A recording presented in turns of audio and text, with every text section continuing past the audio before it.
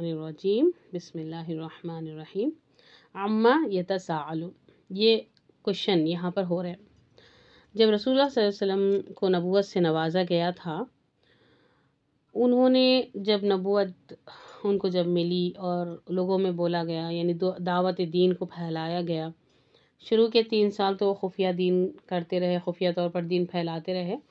جب لوگوں میں 3 سال کے بعد اللہ کا حکم آیا لوگوں میں توحید کی دعوت دینے کا، تو لوگوں میں جب یہ علی الاعلان لوگوں میں دعوت دی جا رہی تھی توحید کے بارے میں، یعنی اللہ ایک ہے، اللہ کے سوا کوئی معبود نہیں، جو تم بت پرستی کرتے ہو اس کو چھوڑ دو، اور قیامت آنے والی ہے، جو بھی اعمال تم ابھی کر رہے ہو وہ قیامت کے دن تمہیں سارا حساب دینا ہوگا۔ یہ ساری باتیں جب نبی صلی اللہ علیہ وسلم لوگوں کو بتا رہے تھے، تو لوگ آپس میں، یعنی کفار ہے، مشرکین ہے، یہ لوگ آپس میں ایک دوسرے سے پوچھ رہے تھے وہ لوگ کہ کیا قیامت واقعی میں آئے گی جو یہ شخص ابھی دعویٰ کر رہا ہے کہ، اور یہ قرآن جس کے بارے میں یہ ہمیں بتا رہا ہے وہ اللہ کی طرف سے نازل کردہ ہے، کیا واقعی میں ایسا ہے؟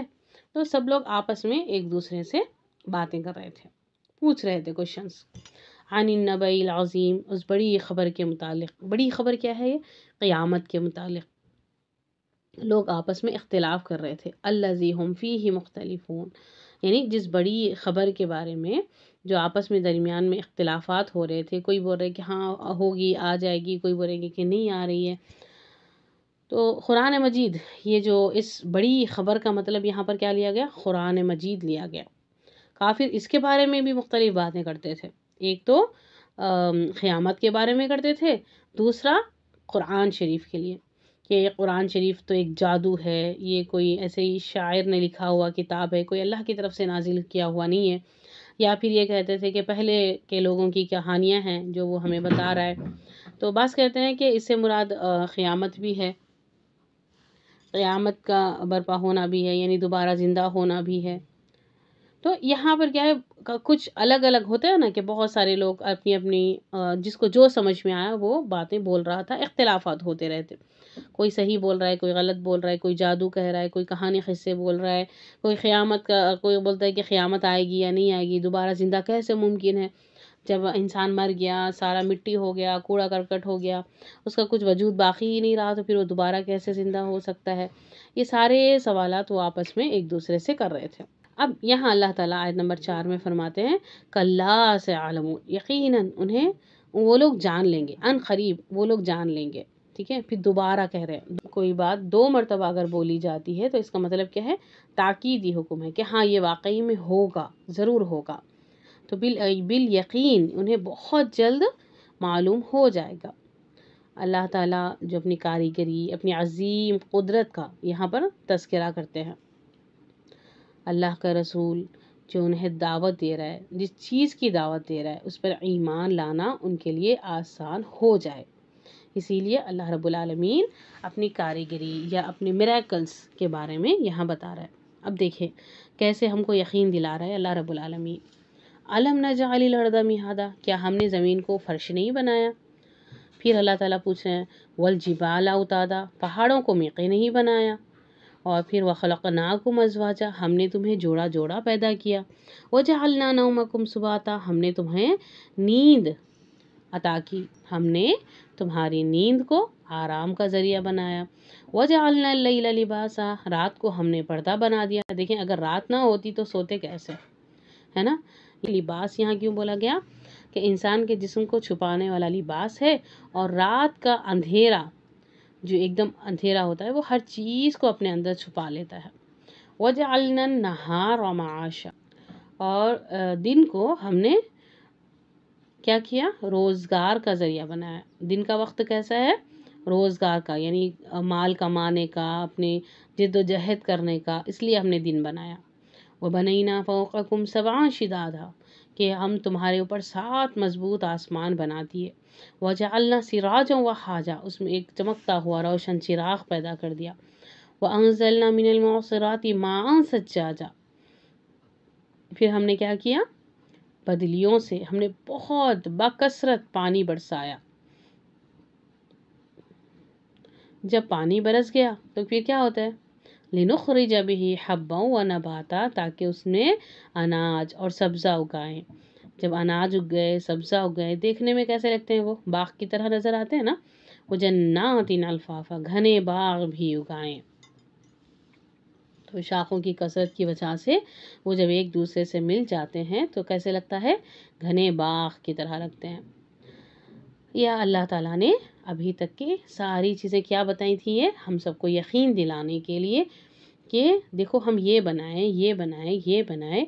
अब आपको यहाँ से क़यामत का जिक्र मिलेगा। आयत नंबर 17 में हमें क्या मिलेगा? इन्ना यौमल फ़स्ली कान मीक़ाता, बेशक फ़ैसले का दिन मुकर्रर है। यौम युनफ़ख़ु फ़िस्सूरि फ़तअतूना अफ़वाजा, जिस दिन के सूर फूंका जाएगा, जब तुम फौज दर फौज चले आओगे। क्या बताया जा रहा है? फौज दर फौज चले आना, यानी हर उम्मत अपने रसूल के साथ मैदान हश्र में आएगी। और दूसरा क्या बोला जा रहा है? दूसरा एक नफ़ख़ा होगा, यानी दूसरी मर्तबा जब सूर फूंका जाएगा, जिसमें लोग क़ब्रों से ज़िंदा उठ कर निकल आएंगे। अल्लाह ताला आसमान से पानी नाजिल फरमाएगा, जिससे इंसान खेती की तरह उग जाएगा। इंसान की हर चीज़ बोसीदा हो जाएगी सिवाय रीढ़ की हड्डी के। यानी मतलब देखें कि अभी तो इंसान का ज़िंदगी ख़त्म हो जाएगी। जब वो मर जाएगा, ख़बर में चला जाएगा, तो सारी उसका जिस्म सारा ख़त्म हो जाएगा। सिर्फ रीढ़ की हड्डी के आखिरी सरा, जिसको हम बोलते हैं टेल बोन, वो जो टेल बोन का जो पार्ट होता है ना, वो पार्ट कभी ख़त्म नहीं होता। उसको जलाने पर भी नहीं जलता, फटने अगर किसी बॉम्ब से ब्लास्ट हो जाए तब भी वो नहीं होता। पानी में डाल दो, हवा में डाल दो, कुछ भी हो जाओ, बोन जो टेल बोन होता है वो कभी ख़त्म नहीं होता। ठीक है, तो वो टेल बोन ही होता है जो बीज बोने के बाद जैसे झाड़ की तरह एक उठता है, वैसे ही इंसान की झाड़ की तरह वो निकलता है। ठीक है, और उसके लिए 40 का वक्फा बताया गया। 40 दिन है, साल है, महीने हैं, वो कोई नहीं जानता, बस 40 का वक्फा बताया गया। ठीक है, और क़यामत वाले दिन तमाम मखलूक़ात फिर से दोबारा से तरकीब दिए जाएंगे और फिर वो भागे भागे मैदान हश्र में आएंगे। वफ़ुतिहतिस समाउ फ़कानत अबवाबा, आसमान के दरवाज़े खोल दिए जाएंगे। जो आसमान में जो दरवाज़े हैं वो सारे खोल दिए जाएंगे और वहाँ से फ़रिश्ते अपने रास्ते, फरिश्तों के नुज़ूल के लिए रास्ते बन जाएंगे और वो ज़मीन पर उतर आएंगे। वसुय्यिरतिल जिबालु फ़कानत सराबा, पहाड़ चढ़ाए जाएंगे, यानी वो पहाड़ कैसे होंगे? रेत की तरह होंगे। जो रेत दूर से पानी की तरह महसूस होती है ना, वैसे ही पहाड़ भी नज़र आने लगेंगे। यानी वो जो पहाड़ होंगे वो एकदम से बारीक रेत की तरह हो जाएंगे, चूरा चूरा हो जाएंगे, और दूर से ऐसा लगेगा कि पानी बह रहा हो। इन्ना जहन्नम कानत मिरसादा, फिर बेशक दोज़ख घात में है। घात क्या होती है?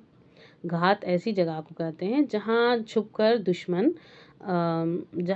दुश्मन का इंतज़ार किया जाता है, ताकि वहाँ से गुज़रे तो फ़ौरन हमला कर दिया जाए। मतलब क्या है? देखो, आप कभी किसी शिकारी जानवर को, जैसे आप शेर हैं या बिल्ली है, जब किसी को अगर शिकार करना हो तो वो क्या करती है? एकदम से छुप जाती है और अपने आप को तैयार करती है, और जैसे ही जानवर जो शिकारी सामने आते ही वो क्या करती है?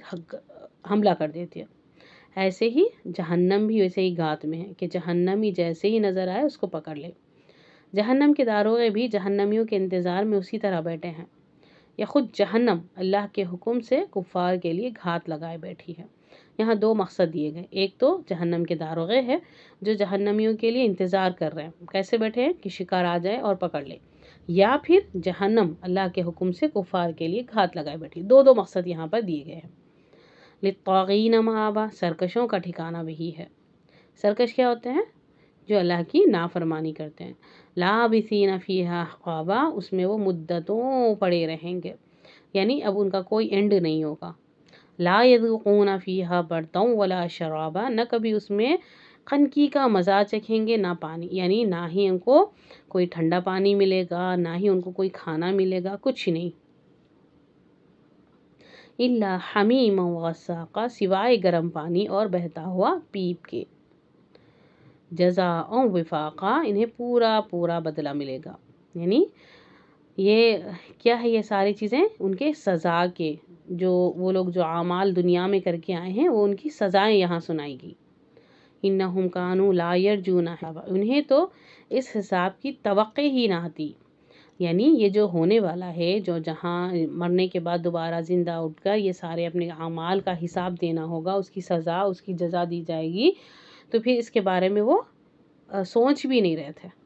وہ تو بس اپنی ہی زندگی میں کیا کر رہے تھے؟ مشغول تھے. وہ اپنی ہی زندگی میں، انہیں آخرت کا کوئی اندازہ نہیں تھا کہ ہم اٹھیں گے، ہم دوبارہ اللہ کے سامنے کھڑے ہوں گے، ہمارے لیے ایک ایک لمحے کا، ایک ایک سیکنڈ کا، ایک ایک کام کا ہمیں حساب دینا ہوگا.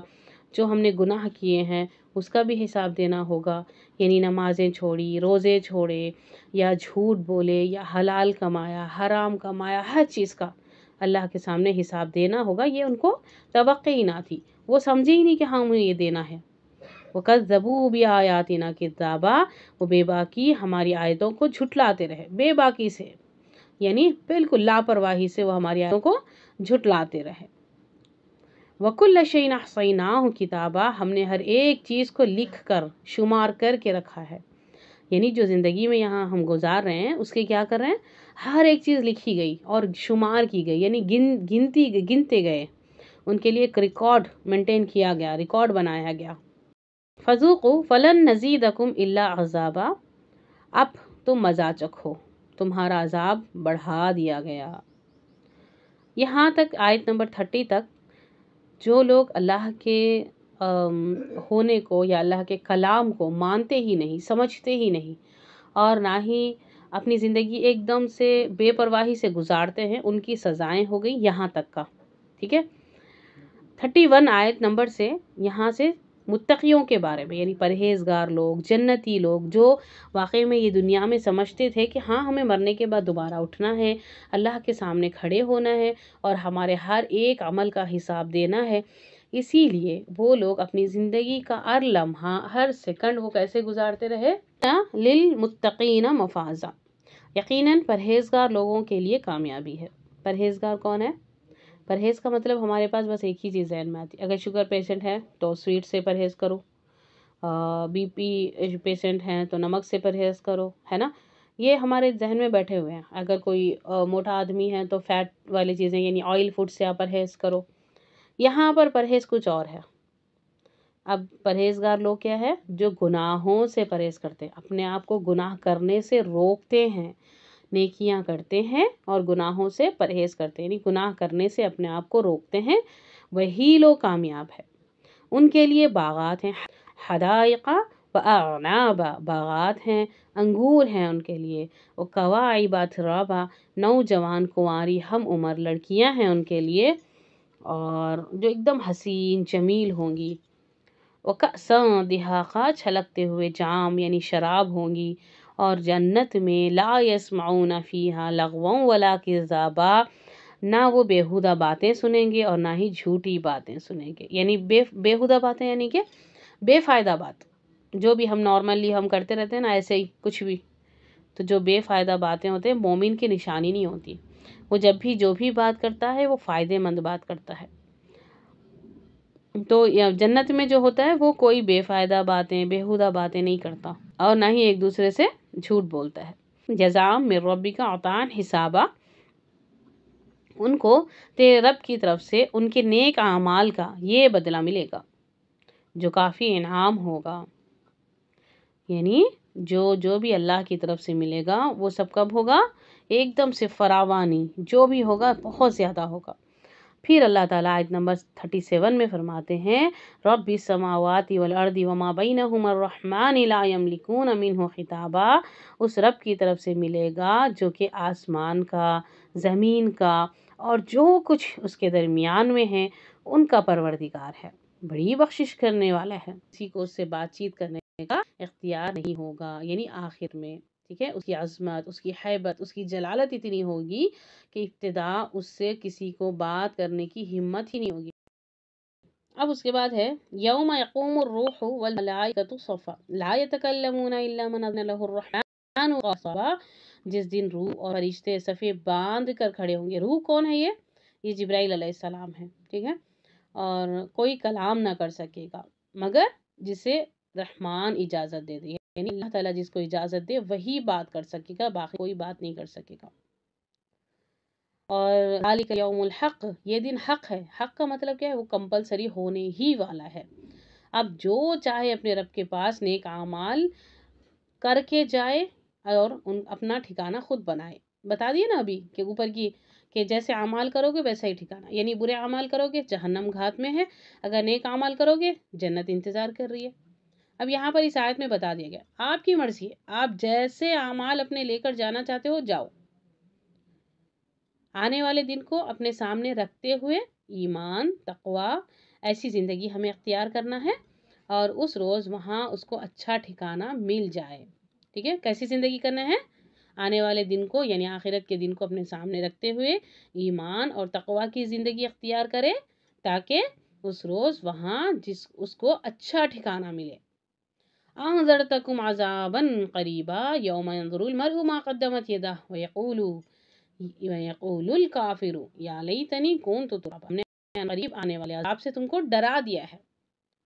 کیا کیا اللہ نے؟ کیا بولا؟ ابھی ڈرا دیا ہے آپ کو، ان قریب آنے والے عذاب سے ڈرا دیا ہے، چوکنا کر دیا ہے۔ جس دن انسان اپنے ہاتھوں کی کمائی کو دیکھ لے گا اور کافر کہے گا کہ کاش میں مٹی ہوتا۔ مطلب یہ مٹی ہونے کا وہ لوگ ایسے امید کیوں کرتے ہیں؟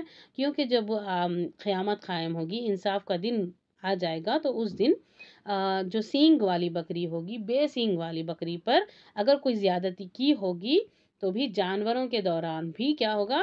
حساب لیا جائے گا، حساب کیا جائے گا، انصاف کیا جائے گا، اور ان کو سزا دینے کے بعد پھر اللہ تعالیٰ حکم کریں گے سارے جانوروں کو کہ تم مٹی ہو جاؤ۔